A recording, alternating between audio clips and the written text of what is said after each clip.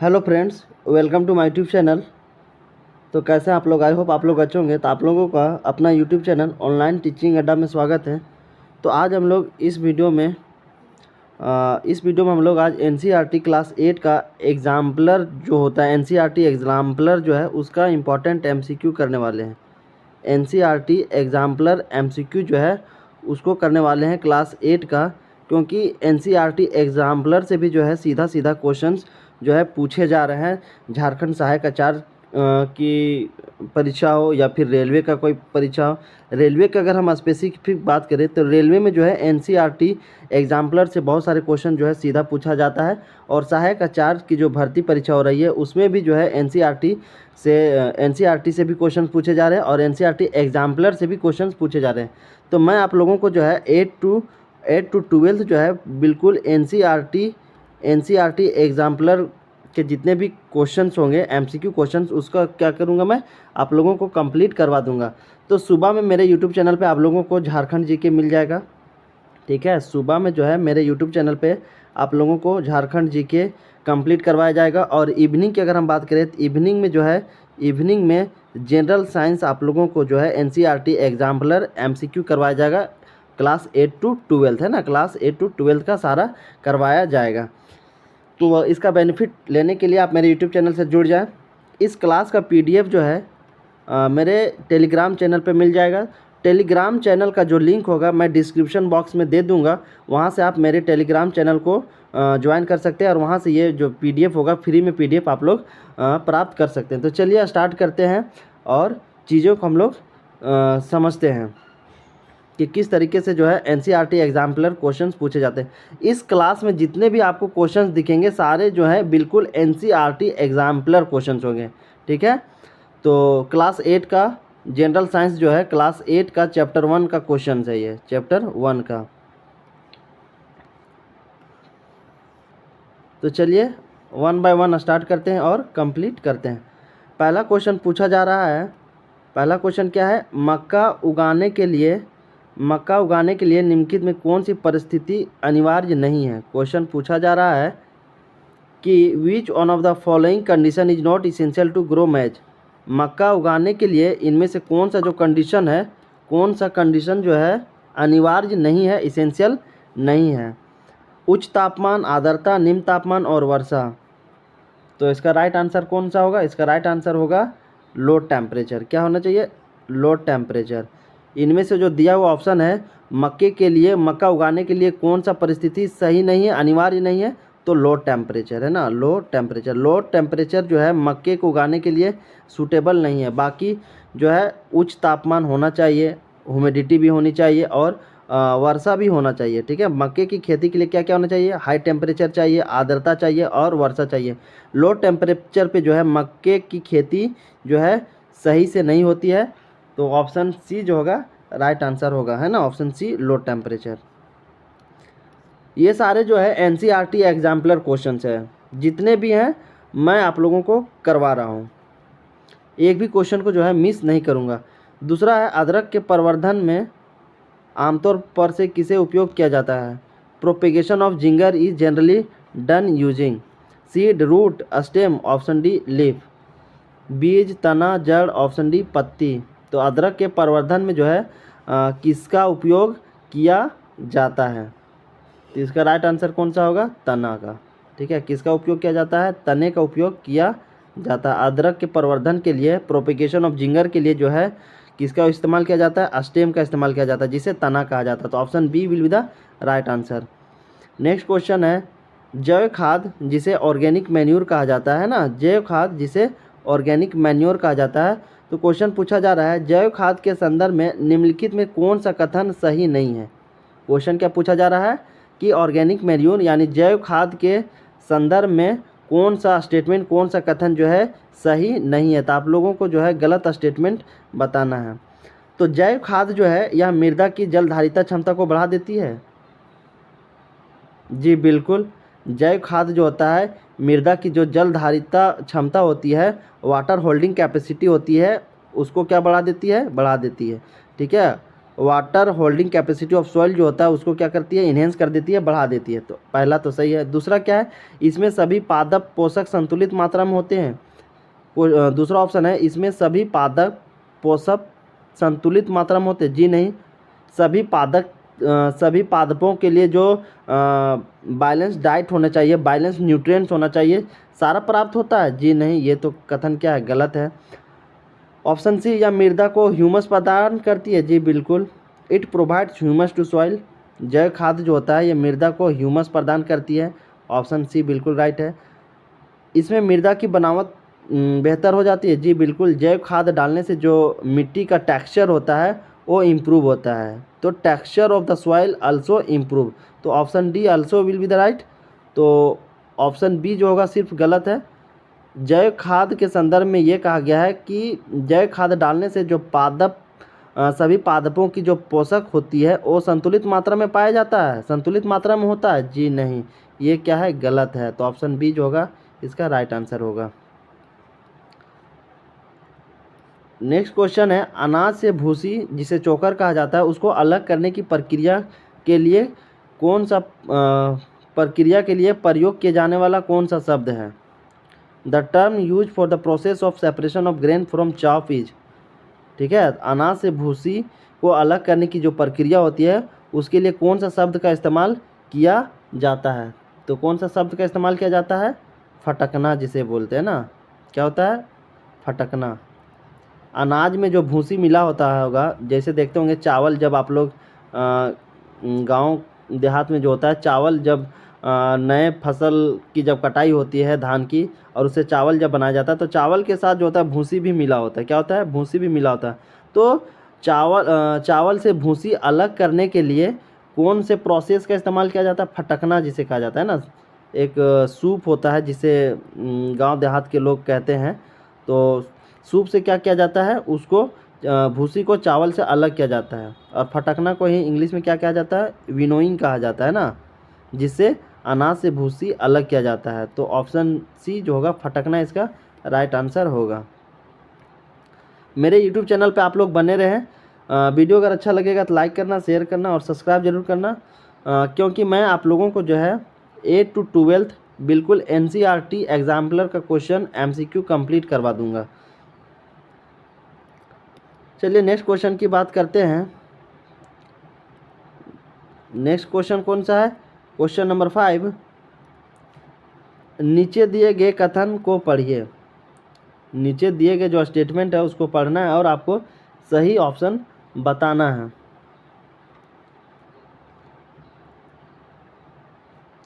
और क्वेश्चन क्या पूछा जा रहा है? कथनों के उच्च समुच्चय को चुनिए जिससे संकेत मिलता है कि फसलों को सिंचाई की क्यों आवश्यकता होती है। बीजों के अंकुरण के लिए आर्द्रता की आवश्यकता होती है। पहला ऑप्शन क्या है? पहला ऑप्शन है कि बीजों के अंकुरण के लिए आर्द्रता की आवश्यकता होती है। जी, बीज जो होते हैं उसको अंकुरित होने के लिए क्या होना चाहिए? मॉइस्चर की आवश्यकता होती है। अगर मॉइस्चर हम प्रोवाइड नहीं करेंगे तो जो बीज होगा वो अंकुरित नहीं होगा, अंकुरित जो है नहीं होगा। तो पहला ऑप्शन क्या है? Seeds required moisture for germination। ये तो बिल्कुल सही है। ये क्या है? बिल्कुल सही है।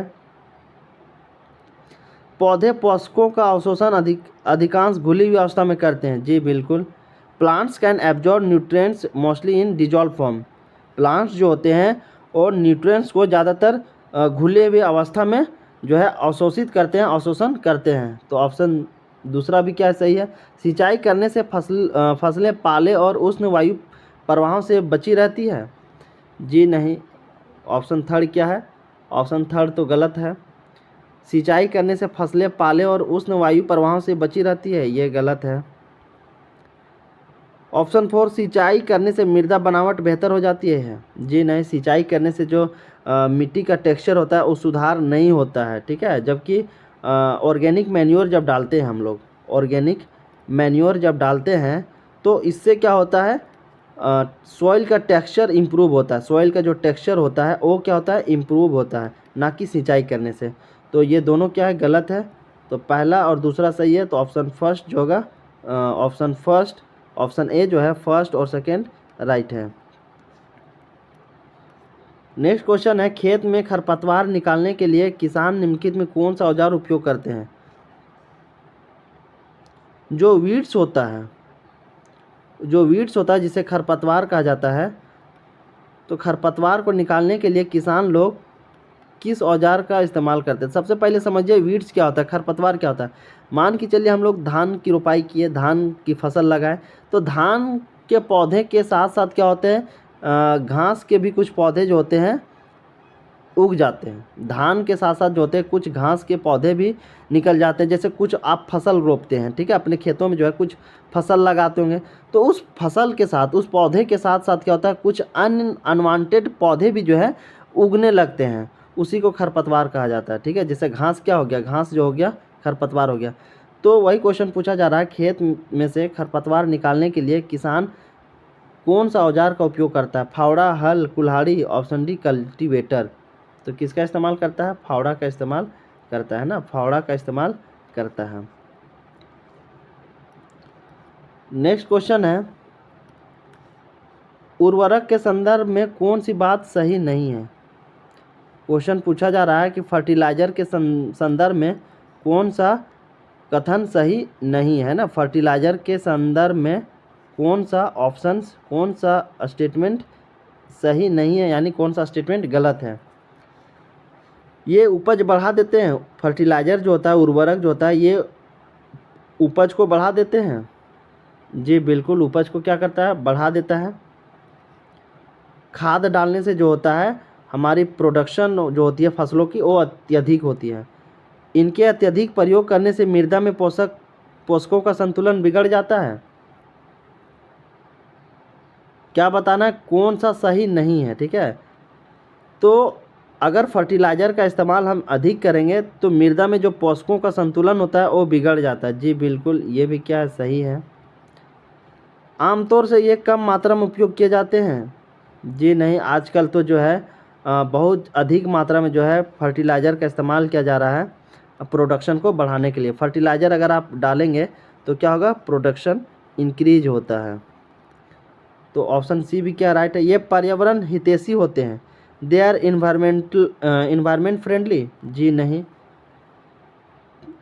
जो फर्टिलाइज़र्स होते हैं ये इन्वायरमेंटल फ्रेंडली नहीं होते हैं। ये इकोसिस्टम को क्या होता है, हमारे इन्वायरमेंट को क्या करता है, नुकसान पहुंचाता है। हमारे इन्वायरमेंट को ये नुकसान पहुंचाता है। फर्टिलाइज़र अधिक खेतों में जब इस्तेमाल करते हैं तो वही फर्टिलाइज़र जो होता है बह करके नदियों में चला जाता है, जिसके वजह से नदियों में रहने वाले जीवों की तकलीफ़ होती है। ठीक है, तो ये तमाम तरह के जो होते हैं चीज़ें को नुकसान करते हैं, जैसे वाटर पॉल्यूशन का काम करते हैं। अगर अत्यधिक फर्टिलाइज़र का इस्तेमाल करेंगे तो क्या होगा, वाटर पॉल्यूशन होगा, जिसके वजह से ये जो है नदियों में, जलों में रहने वाले जो जीव जंतु होते हैं, जीवधारी होते हैं, उनको क्या होता है, नुकसान होता है। तो ऑप्शन डी क्या है, गलत है।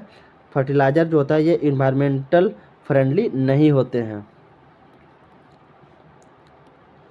नेक्स्ट क्वेश्चन है, फसल पर खरपतवारों के दुष्प्रभावों के बारे में नीचे कुछ कथन दिए गए हैं।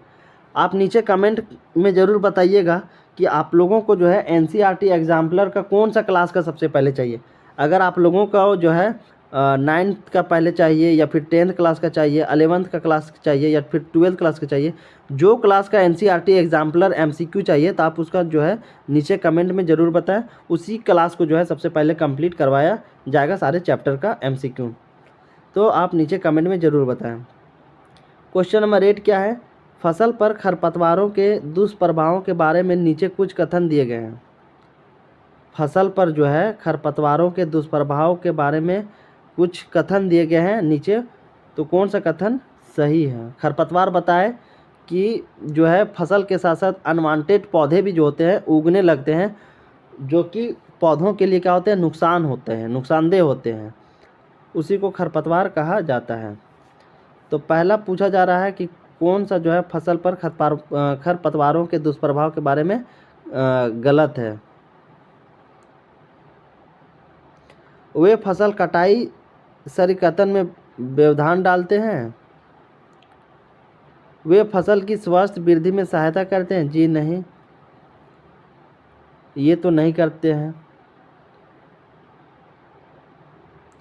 वे फसल कटाई संयंत्र के कर्म में व्यवधान डालते हैं। दे इंटरफेयर द हार्वेस्टिंग, जी बिल्कुल। हार्वेस्टिंग करने के दौरान क्या होता है, खरपतवार काफ़ी डिस्टर्ब करता है। अगर खरपतवार को सही टाइम से हटाया नहीं जाए तो हार्वेस्टिंग के टाइम में जो होता है, जो है हार्वेस्टिंग के टाइम में काफ़ी डिस्टर्ब करता है। तो पहला तो सही है। वे फसल की स्वस्थ वृद्धि में सहायता करते हैं, जी नहीं। क्या करते हैं, वृद्धि नहीं, फसल की स्वास्थ्य वृद्धि में जो है वो मदद नहीं करता, बल्कि मान के चलिए कोई पौधा यहाँ पे भी है, हम धान की खेती लगाएं और यहाँ पे जो है एक अनवांटेड पौधा भी निकल आया है, तो भोजन क्या होगा, बंट जाएगा। जिसको इतना मिलना चाहिए सूर्य के प्रकाश से जो खाना बनाएगा, जितना इतना मिट्टी से इसको न्यूट्रिएंट्स मिलना चाहिए वो नहीं मिल पाएगा, और इसमें भी मिलेगा तो क्या हो जाएगा, शेयर हो जाएगा, बांटा हो जाएगा, बंटवारा हो जाएगा, जिसकी वजह से इसको जितना न्यूट्रिएंट्स चाहिए इस पौधे को नहीं मिल पाएगा, और नहीं मिलने की वजह से जो है ये सही से विकसित नहीं कर पाएगा। तो जो है खरपतवार जो है पौधों को नुकसान पहुंचाता है, उसकी वृद्धि को रोकता है। तो दूसरा भी क्या है, गलत है। वे फसल के पौधों के स्वास्थ्य, जल, पोषकों, स्थान और प्रवेश के लिए प्रतिस्पर्धा करते हैं। दे compete with crop plants for water, nutrients, space and light। ये भी क्या है,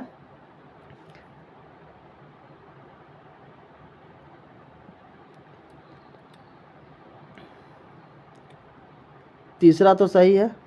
चौथा क्या है, वे पौधों की वृद्धि पर प्रभाव डालते हैं, जी बिल्कुल। वे पौधे की जो वृद्धि होती है उस पर प्रभाव डालते हैं, नेगेटिव इफेक्ट डालते हैं। क्या करते हैं, नेगेटिव इफेक्ट डालते हैं, और उसके विकसित होने पे रुकावट पैदा करता है। तो ऑप्शन ए जो होगा राइट आंसर होगा, पहला, दूसरा और तीसरा, सॉरी पहला, दूसरा और चौथा इसका क्या होगा, दुष्प्रभाव है। तीसरा इसका सही है। तो हमसे क्या पूछा गया था, दुष्प्रभाव पूछा गया था, तो ऑप्शन ए इसका राइट आंसर होगा। नेक्स्ट है, मृदा को ढीला करने और उलट पलट करने की प्रक्रिया क्या कहलाती है। The process of losing and turning of soil is called, the process of losing and turning of soil is called. मृदा को ढीला करने और उलट पलट करने की प्रक्रिया क्या कहलाती है। तो जुताई और हल चलाना कहलाता है। क्या कहलाता है, जुताई और हल चलाना, जिसे टीलिंग एंड प्लोइंग कहते हैं।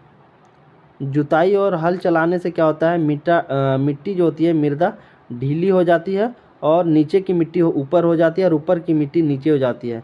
याद रखिएगा, मृदा को ढीला करने और उलट पलट करने की प्रक्रिया को क्या कहलाता है, जुताई और हल चलाना कहलाता है। नेक्स्ट क्वेश्चन है, हमारे देश में मानसून का मौसम कौन से महीने में होता है। Monsoon season in our country is during the month, कौन से मंथ के दौरान जो है हमारे देश में मानसून का मौसम होता है। तो जून से लेकर सितंबर तक। आई होप इसका आंसर सभी को पता हो। ये क्वेश्चन काफ़ी आसान लग रहा होगा, इजी लग रहा होगा आप लोगों को, क्योंकि जो है इसका आंसर सभी को पता है। ये भी जो है एनसीईआरटी एग्जाम्पलर क्वेश्चन है, क्लास 8 का चैप्टर 1 का, है ना। एक भी क्वेश्चन बाहर से नहीं करवा रहे हैं, जितने भी एनसीईआरटी एग्जाम्पलर क्वेश्चन है उसी को मैं करवा रहा हूँ। तो ऑप्शन बी जो होगा जून टू सितंबर जो है इसका सही आंसर है। नेक्स्ट है, सिंचाई के उस तरीके को क्या कहा जाता है जिसमें पानी को पौधे की जड़ों के समीप बूंद बूंद कर डाला जाता है। ये बहुत इंपॉर्टेंट क्वेश्चन है, और ये क्वेश्चन जो है कॉम्पिटिटिव एग्जाम में कई बार पूछा गया है, रेलवे में तो कई बार पूछा गया है। रेलवे में जो है ये रेलवे में ये क्वेश्चंस कई बार पूछा गया है। The system of irrigation wherein water is supplied drop by drop near the roots of plants is called. Pulley system, sprinkler system, drip system, option D lever system. तो कौन सा system हो गया, drip विधि। Drip systems जो होता है, drip विधि होता है, उससे पौधे पौधे में क्या होता है, पानी डाला जाता है। पानी को जैसे आप लोग गांव देहात में होते हैं ना, क्या होता है, जब फसल लगाते हैं तो उसको समय समय पे क्या होता है, वाटर इरिगेशन करना होता है, पानी पटाना पड़ता है, जिसे वाटरिंग कहा जाता है। तो ट्रेडिशनल जो मेथड है वाटरिंग का, पानी डालने का, पानी पटाने का जो होता है, वो जो पुराना तरीका है उससे जो है वाटर का काफ़ी लॉस होता है। वाटर का क्या होता है, लॉस होता है। इसीलिए जो है एक मॉडर्न सिस्टम का डेवलप किया गया जिसको ड्रिप ड्रिप विधि कहा जाता है। इस विधि में क्या होता है, मान के चलिए ये कोई पौधा है, ठीक है, ये पौधा है, तो इस पौधे के जड़ पे क्या किया जाएगा, पानी डाला जाएगा, ठीक है। जैसे बहुत सारे पौधे लगे हुए हैं, तो पौधों के जड़ों में क्या किया जाएगा, पानी दिया जाएगा, जिससे क्या हो जाएगा, पानी को बचाया जा सकता है। इससे दो फायदे होंगे, पौधे को जो वाटर चाहिए वो तो मिल जाएगा, और दूसरा क्या कि वाटर की जो बर्बादी होती है वो बच जाएगी। तो इस विधि को ही ड्रिप विधि कहा जाता है। तो आपसे क्वेश्चन पूछे ड्रिप विधि क्या होता है, तो ड्रिप विधि ऐसी विधि होती है जिसमें पौधे को जो होता है सीधे उनके जड़ों पे जो है, जड़ों पे पानी डाला जाता है, ठीक है, उसी को ड्रिप विधि कहा जाता है। इस विधि के बहुत सारे फायदे हैं। इससे जो है वाटर का सेफ होता है, वाटर लॉस जो है हमें नहीं होता है, और पौधों को भी जो है रिक्वायरमेंट जो वाटर होता है वो फुलफ़िल हो जाता है। तो ऑप्शन बी ड्रिप विधि। इसका पीडीएफ जो है टेलीग्राम चैनल पे मैं आप लोगों को डाल दूंगा, तो आप वहाँ से जो है इसको डाउनलोड कर लीजिएगा। तो इस तरीके से जो एनसीईआरटी एग्जाम्पलर था क्लास 8 का चैप्टर 1 साइंस का कंप्लीट हो गया। अभी हम लोग जो है नेक्स्ट चैप्टर नंबर 2 का एमसीक्यू करेंगे एनसीईआरटी एग्जाम्पलर।